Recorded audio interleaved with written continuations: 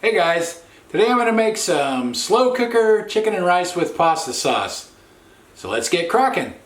This will be pretty easy. I put a cup and a half of water in my slow cooker there and 2 cut up boneless skinless chicken breasts. Cutting those up into bite-sized pieces is actually the hardest part really of all this. I'm going to season that with some kosher salt. Alright, and some Johnny's seasoned pepper.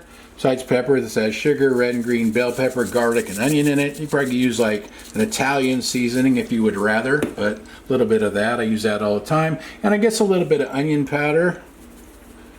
Dump in some of that as well.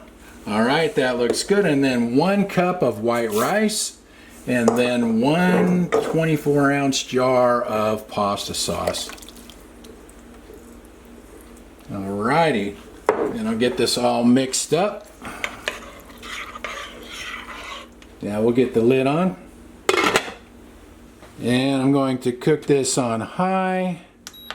Let you guys know how long that takes. And I'm going to add some mozzarella and provolone cheese at the end. It's been 3 hours. Let's see how this looks. I checked it a couple of times and it wasn't done. It cooks faster on the outer edges than it does in the middle, but it looks like it's done in the middle. It was kind of crunchy in the middle when I checked it before, so you want to check the middle before you shut it off. That looks good to me.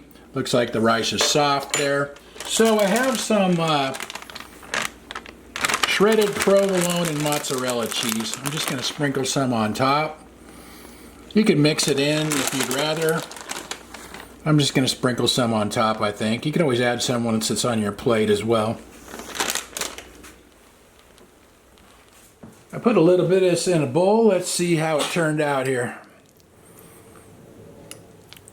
Looks nice and cheesy. All right.